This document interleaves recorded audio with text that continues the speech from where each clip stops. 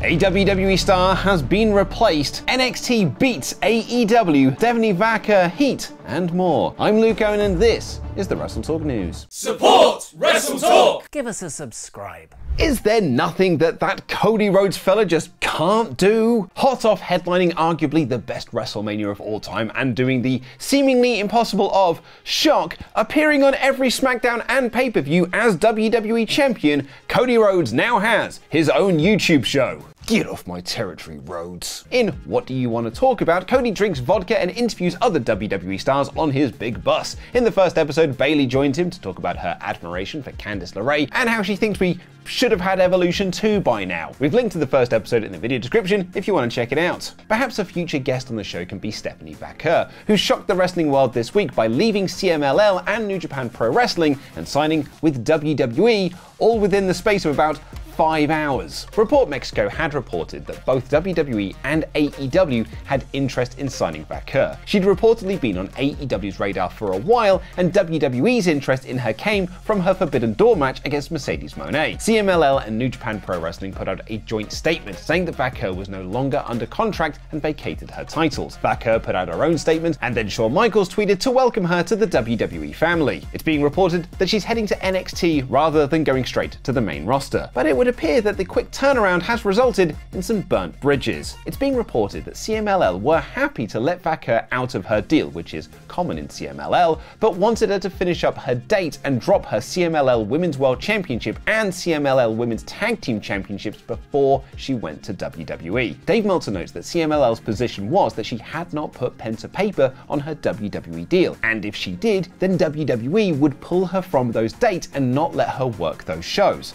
So she had the power and position to request to WWE that she do the business and work those dates she was advertised for, which also includes Rev Pro here in the UK, where she was scheduled to face Dani Luna in one of their biggest shows of the year. However, Vaquer signed her deal with WWE and, as CMLL feared, was subsequently unavailable to work those advertised dates. Meltzer noted on Wrestling Observer Radio, CMLL were very upset over her, because of what happened, and also they had never been targeted in this way by WWE. But it's not just CMLL who are upset, and we'll have more on that in a moment. But first, here's a trailer for the latest episode of Survival Series, where we are challenged to name every single Money in the Bank participant. Some people, Dan, did better than others.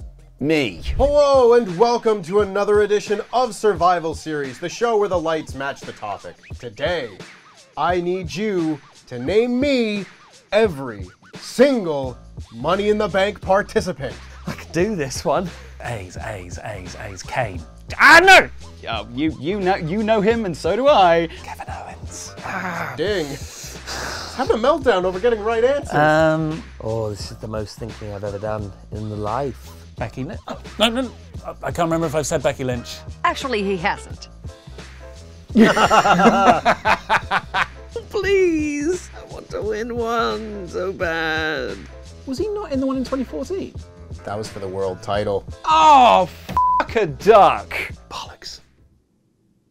Wade Barrett. It isn't just CMLL who are reportedly upset about this Stephanie Vaquer situation. New Japan are also reportedly upset as Vaquer had been advertised for next week's San Jose show in a title match, no less, for months, and tickets have been sold because of her name being attached to the show. AEW are also reportedly disappointed, however that is more because they wanted to sign her and she chose WWE. And before you start writing your comments of, what does Dave know, he's not a credible source, Lucha Blog, who has an incredible level of knowledge on these details, described the situation on Twitter. CMLL will let people out of their deals, but they expect them to work out an ending, lose a title, do a farewell match, finish up basically. Vaquer instead decided she was done and wasn't doing the things she'd agreed to. The vacant CMLL Women's World Championship will be decided in a triple threat featuring Luvia from CMLL, Viva Van from New Japan, and Willow Nightingale from AEW. What do you make of this situation, and would you have changed anything? Let me know in the comments down below. 2024 has seen a lot of contract news from both WWE, AEW, and as we just saw there, CMLL and around the world. For the most part, people have remained with the companies they were in at the start of the year. Finn Balor, Seth Rollins, and more have re-signed with WWE, MJF re-signed with AEW.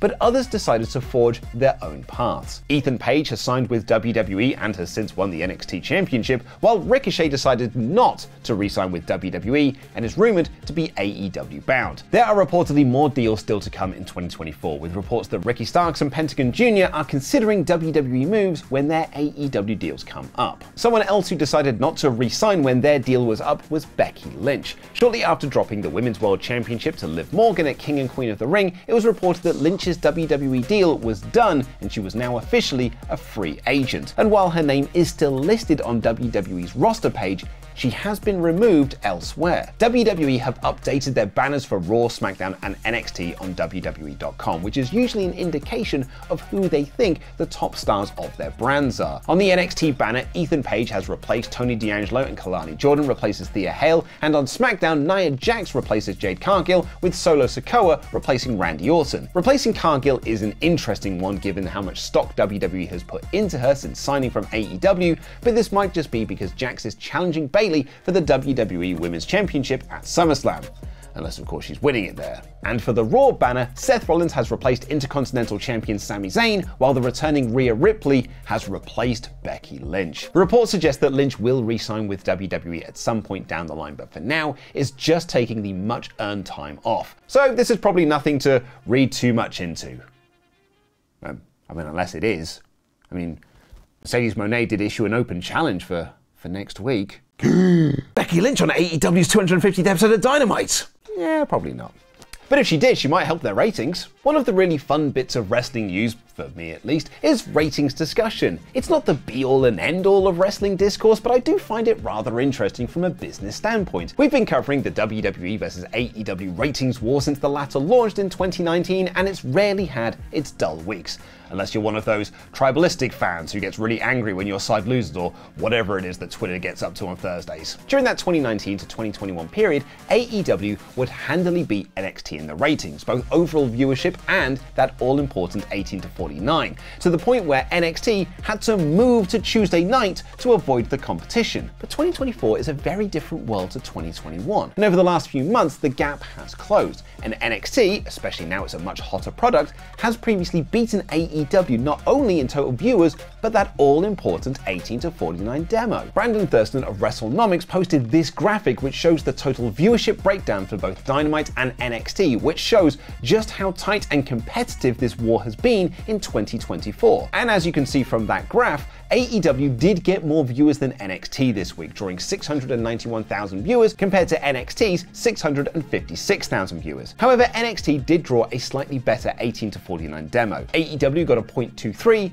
and NXT got a 0.24. As you can see from the other half of Thurston's graph, this means that NXT did beat AEW in that specific category. And it was razor thin too, as NXT drew 311,000 viewers in that demo, while AEW drew 309,000 viewers. This week's Dynamite ranked 5th in all cable TV shows and featured the finals of the Owen Hart tournament. Next week's show is incredibly loaded with MJF versus Will Ospreay for the International Championship and Swerve Strickland versus Kazuchika Okada, and the following week we'll see blood and guts. It will surprise no one that the reason these Dynamite shows have been so loaded as of late is due to those TV rights negotiations between AEW and Warner Bros. Discovery, according to Dave Meltzer. Reportedly, it's less of a case of if a deal gets signed at this point, but more a case of how much they get when the new deal is signed. This week's Dynamite also saw Chris Jericho drive a forklift through a wall with Samoa Joe on it, which sent Joe to the hospital. According to PW Insider, this was AEW's way of writing Joe off TV, as he's heading off to film the new season of Twisted Metal, where he'll reprise his role of Sweet Tooth. But while Joe is off, someone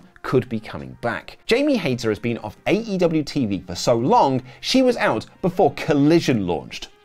Just let that sink in for a moment. News on Hayter's return to the ring has been very quiet. However, Fightful Select report that she was at Dynamite recently to get a physical done. And the feeling inside the company was that there had been some positive movement towards a potential recovery for Hayter. Though Fightful add a lot of talent who were sidelined were at that Dynamite to get physicals done. Fightful report that Hayter has been keeping herself to herself and just been focusing on her recovery. They write, to sum it up, last year the line of thinking was there were no timetables planned or even general outlines. However, in another positive sign, Fightful Select report that some talents have been given pitches for matches that do involve Jamie Hayter, which might be the most positive sign of her return. Now go and watch the latest episode of Survival Series, which is live right now.